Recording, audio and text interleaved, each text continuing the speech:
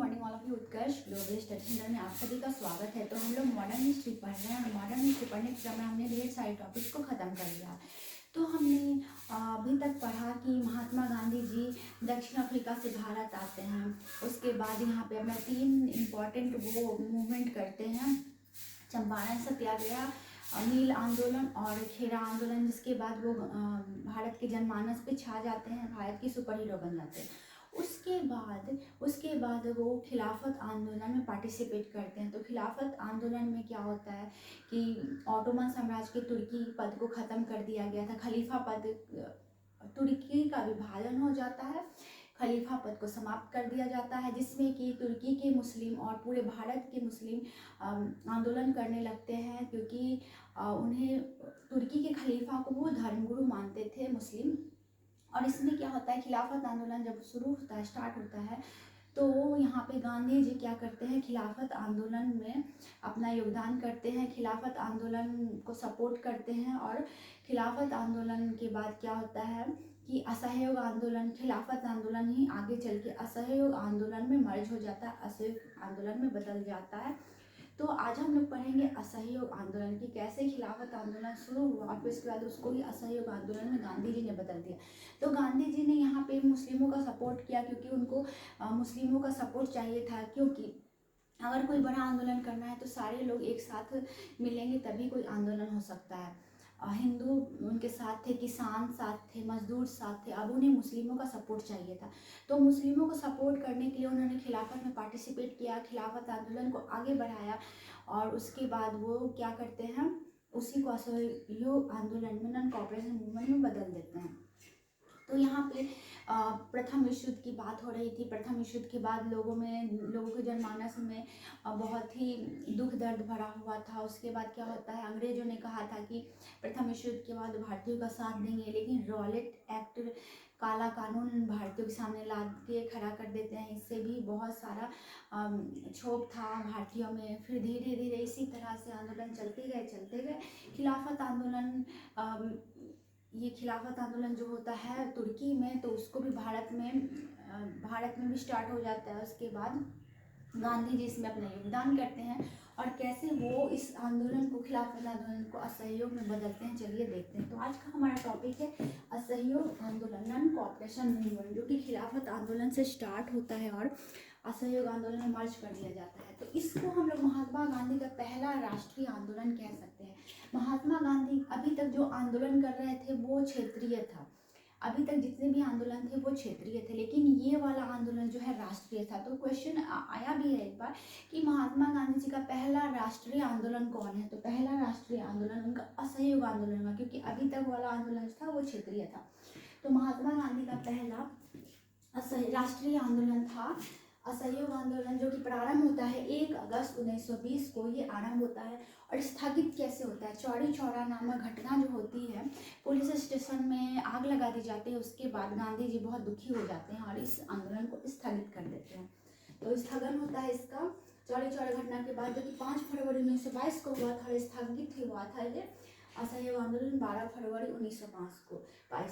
5 फरवरी 1922 को आग लगा दी जाती है और 12 फरवरी 1922 को स्थगित कर दी जाती है। अब इसका कारण क्या था, असहयोग आंदोलन का कारण देखेंगे हम लोग। तो जालियांवाला बाग नरसंहार एक काला कानून था, जो कि पूरे इतिहास को रंजित कर गया। तो ये जो घटना घटित हुई, ये इससे भारतीय लोग बहुत ज़्यादा दुखी थे, क्योंकि यहाँ पे निर्दोष लोगों को मारा गया था। यहाँ पे लोग सभाएं कर रहे थे, शांतिपूर्ण सभाएं हो रही थी जालियांवाला बाग में, जिसको आप लोग जाके पिछले वीडियो में देख सकते हैं। तो यहाँ पे ये सबसे बड़ा कारण रहा जालियांवाला बाग हत्याकांड, रॉलेट एक्ट, काला कानून। और ये जो रॉलेट एक्ट आया था, काला कानून, जो बिना वकील, बिना दलील, बिना किसी के लोगों को गिरफ्तार कर सकता है शक के आधार पे, ये वाला कानून भी बहुत ही इम्पॉर्टेंट रहा इस आंदोलन को आगे बढ़ाने में। मॉन्टेग्यू चेम्सफोर्ड सुधार जो आया था, जो कि मॉन्टेग्यू चेम्सफोर्ड सुधार तो बिल्कुल भी नहीं था, ये भी कारण रहा। प्रथम विश्व युद्ध का प्रभाव, बेरोजगारी, महंगाई, गरीबी। और प्रथम विश्व युद्ध उस समय समाप्त हुआ था और भारत में महंगाई बढ़ गई थी, बेरोजगारी बढ़ गई थी, गरीबी बढ़ गई थी। तो ये सारे कारण रहे असहयोग आंदोलन को भारत में आगे बढ़ाने के लिए। अब इसकी शुरुआत कैसे होती है, तो 1 अगस्त 1920 को तिलक की मृत्यु हो जाती है। उसी समय बाल गंगाधर तिलक की मृत्यु भी हो जाती है और 1 अगस्त 1920 को इस आंदोलन का शुरुआत किया जाता है खिलाफत आंदोलन में, इसको मर्ज करके। और तिलक जी का जो स्वराज कोष बना था उसमें उस वक्त 1 करोड़ रुपए जमा हो गए थे।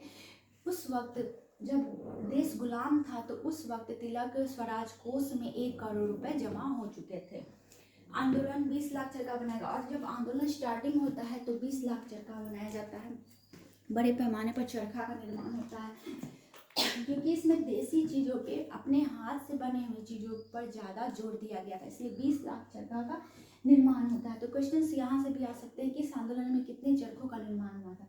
फिर उपाधि की वापसी, तो अंग्रेज यहाँ पे क्या कर रहे थे, अंग्रेज यहाँ पे कुछ लोगों को उपाधियाँ दे रहे थे ताकि लोगों में फूट हो।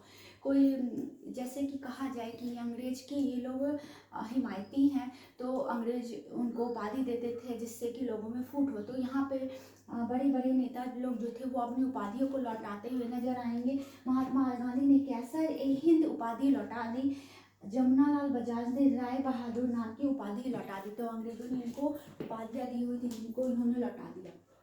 अब इस असहयोग आंदोलन में कांग्रेस की भूमिका क्या रही, तो कांग्रेस की भूमिका, कलकत्ता में विशेष अधिवेशन बुला लिया गया था। ऐसे तो हर साल अधिवेशन होता था कांग्रेस का, लेकिन कभी कभी विशेष अधिवेशन 1 साल में 2 बार अधिवेशन कर लिया जाता था, जिसको आप लोग मेरे पिछले वीडियो प्लेलिस्ट में जाके देख सकते हैं जिसमें कांग्रेस का सारा अधिवेशन दिया हुआ है। तो उसमें कलकत्ता में विशेष अधिवेशन 1920 में बुला लिया गया जिसकी अध्यक्षता लाला लाजपत राय कर रहे थे। और इस आंदोलन का विरोध करते हैं मोतीलाल नेहरू, जिन्ना, चित्तरंजन दास, सूर्यनारायण बनर्जी। इनका कहना था कि असहयोग आंदोलन नहीं होना चाहिए और पेश किया महात्मा गांधी ने, इसको पेश किया था महात्मा गांधी ने कि ये आंदोलन होना चाहिए। असहयोग के प्रस्ताव को अस्वीकृत किया गया और कलकत्ता के विशेष अधिवेशन में असहयोग के प्रस्ताव को अस्वीकृत कर दिया गया, नहीं माना गया। उसके बाद फिर नागपुर अधिवेशन होता है 1920 में। ये जो विशेष अधिवेशन था 1920 का विशेष अधिवेशन, और लेकिन जो हर साल होता था वो नागपुर अधिवेशन होता है, सालाना अधिवेशन, जिसकी अध्यक्षता वीर राघवाचारी कर रहे थे। और असहयोग का प्रस्ताव यहाँ पे पारित हो जाता है इस अधिवेशन में। नागपुर अधिवेशन 1920 में ही, ये भी 1920 में ही हुआ था विशेष अधिवेशन, और ये भी विशेष अधिवेशन जो है ये हर साल वाला अधिवेशन था और ये बीच वाला अधिवेशन था। तो 1920 में जो होता है उसमें असहयोग का प्रस्ताव पारित हो जाता है।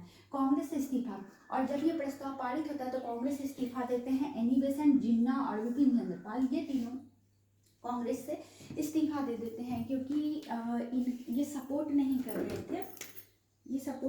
रहे थे कि असहयोग आंदोलन होना चाहिए। असहयोग के कार्यक्रम क्या थे, अब चलिए अब देखते हैं। असहयोग आंदोलन स्टार्ट हो जाता है इतनी मेहनत के बाद, कुछ कांग्रेस के नेता जो है वो अपने पद से इस्तीफा भी दे रहे हैं। तो इसका कार्यक्रम क्या था, ब्रिटिश उपाधियों का त्याग। इसमें जितने भी लोग पार्टिसिपेट थे वो ब्रिटिश उपाधियों को त्याग रहे थे। सरकारी नौकरी से त्यागपत्र, और सरकारी नौकरी में जितने लोग थे वो भी सरकारी नौकरी से इस्तीफा दे रहे थे, वकालत छोड़ दी। और कुछ लोगों ने तो अपनी वकालत छोड़ दी, जैसे मोतीलाल नेहरू, जवाहरलाल नेहरू, चित्तरंजन दास, विट्ठल भाई पटेल, इन चारों ने अपनी वकालत तक को छोड़ दिया। सरकारी स्कूल कॉलेज का बहिष्कार, और सरकारी स्कूल कॉलेज जितने भी थे सबका बहिष्कार किया जा रहा था। देसी स्कूल कॉलेज पे जोर दिया जा रहा था, विदेशी वस्तुओं का बहिष्कार, और विदेश से जितने भी वस्तुएं बन रही थी उन सब का बहिष्कार स्टार्ट हो चुका था।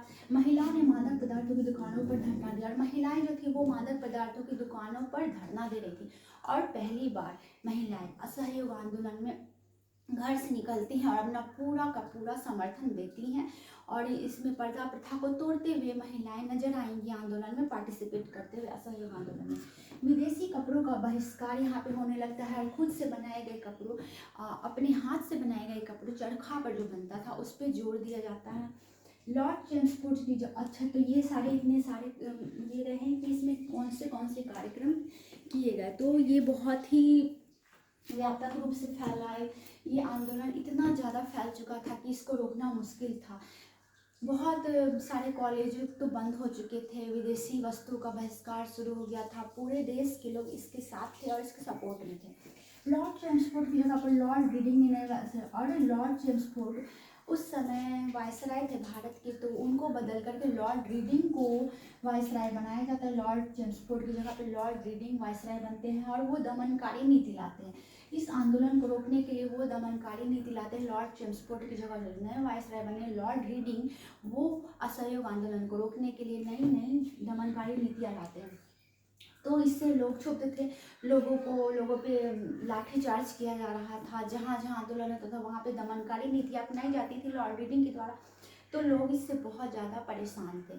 तो इसी घटना के आक्रोश में कुछ लोग क्या करते हैं, चौरी चौरा में, गोरखपुर की चौरी चौरा, गोरखपुर, एक बार बीपीएस में क्वेश्चन आया था कि गोरखपुर कहाँ पे है, ये जो चौरी चौरा घटना हुई थी वो कहाँ पे हुई थी, तो ये क्वेश्चन आया हुआ है बीपीएससी में। तो ऐसे भी क्वेश्चन पूछ लिया जाता है कि स्थान कहाँ पे है। तो गोरखपुर से कुछ दूरी, ये उत्तर प्रदेश में था गोरखपुर से कुछ दूरी चौरी चौरा पुलिस स्टेशन था। 5 फरवरी 1922 को लोग प्रदर्शन कर रहे थे, पुलिस ने लाठियाँ चलवाई। तो उसी स्टेशन के पास लोग प्रदर्शन कर रहे थे और पुलिस ने लाठियाँ चलवा दी। और फिर क्या होता है, भीड़ उग्र हो गई और चौरी चौरा पुलिस स्टेशन में भीड़ ने आग लगा दी और पुलिस स्टेशन में लोग घुस जाते हैं। अंग्रेज उनको रोकने की कोशिश करती है, लाठियाँ चलवाती, लेकिन कुछ लोग घुस जाते हैं पुलिस स्टेशन में और पूरे पुलिस स्टेशन में आग लगा देते हैं, जिससे पुलिस भी मर जाती है। 22 पुलिस वाले जिंदा जल गए और इस घटना में 22 पुलिस वाले जिंदा जल गए। तो चौरी चौरा घटना में लोग आक्रोशित हो जाते हैं क्योंकि उन पर लाठी चार्ज किया जा रहा था और वो लोग पुलिस स्टेशन में घुस जाते हैं और आग लगा देते हैं, जिससे 22 पुलिस वाले जिंदा जल जाते हैं। फिर 12 फरवरी 1922 को हिंसा के कारण, तो 5 फरवरी 1922 को चौरी चौरा घटना हुई थी और 12 फरवरी 1922 को हिंसा के कारण गांधी जी आंदोलन को स्थगित कर देते हैं।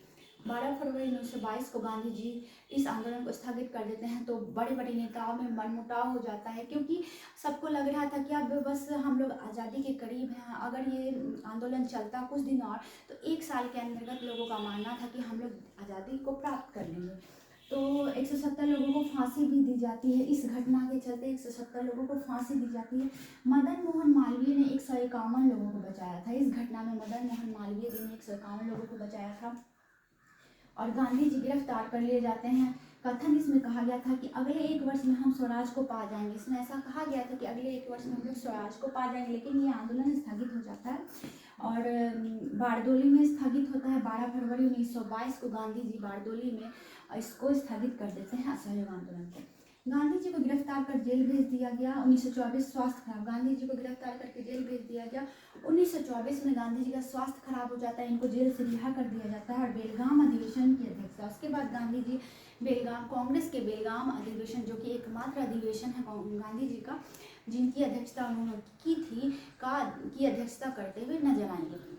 तो ये था असहयोग आंदोलन, जिसको खिलाफत आंदोलन के साथ मर्ज कर दिया गया था। खिलाफत आंदोलन को बदल करके भारत में असहयोग आंदोलन गांधी जी ने इसको कर दिया था और ये बहुत बड़े व्यापक पैमाने पर फैल चुका था और इसमें बहुत मतलब आज़ादी के करीब लोग पहुंच ही चुके थे। तो चौरी चौरा नामक घटना हो जाती है और आंदोलन को स्थगित कर दिया जाता है। तो इसका डेट हम लोग को कुछ याद रखना है कि कब घटना हुई थी, कब स्थगन किया गया था और इसके कारण क्या थे। और ये गांधी जी का पहला राष्ट्रीय आंदोलन था। फिर गोरखपुर कहाँ था और तिलक की मृत्यु कब हो जाती है, तिलक के स्वराज कोष में कितने रुपए जमा होते हैं, उसके बाद कथन जो है ये याद करना इम्पोर्टेंट है। और फिर किस अधिवेशन में इसको पारित किया गया था, तो नागपुर अधिवेशन में। फिर किसने किसने इस्तीफा दिया था और इसके मुख्य कार्यक्रम क्या थे, तो ये सारा जो है इम्पोर्टेंट है। फिर कितने पुलिस मारे गए थे, तो ये भी इम्पोर्टेंट है और किसको किसको गिरफ्तार किया गया था। फिर ये तो बहुत इम्पोर्टेंट है बेलगाम अधिवेशन जिसको गांधी जी ने किया था। तो ये हमारा असहयोग आंदोलन नॉन कोऑपरेशन मूवमेंट वाला चैप्टर था। तो इसको आप लोग अच्छे से पढ़िए और आप लोग पिछला वीडियो जाके देख सकते हैं। और फिर एनसीईआरटी तो ज़रूरी ही पढ़िए और हमारा एग्ज़ाम बहुत ही नज़दीक आ रहा है, तो हमें तैयारी को भी फास्ट और स्मार्ट करना होगा। और बने रहिए मेरे चैनल पे और फटाफट जल्दी आप लोग रिवीजन कीजिए, क्योंकि रिवीजन ही काम आने वाला है। ये सारा चैप्टर तो पढ़ा हुआ है, लेकिन इसको रिवाइज करते जाना ताकि हम लोग एग्जाम में अपना बेस्ट दे सकें। और अगर आपको वीडियो पसंद आता है तो please like share and subscribe, और वीडियो को देखते रहिए इसी तरह से, और अपनी तैयारी को बेस्ट कीजिए। तो फिर मिलते हैं नए टॉपिक में। गांधी जी ने और क्या क्या किया भारत में, उसको देखने के लिए बने रहिए मेरे चैनल पे, और वीडियो को यहीं पे ख़त्म करती हूँ। देखने के लिए बहुत बहुत धन्यवाद। Thank you so much.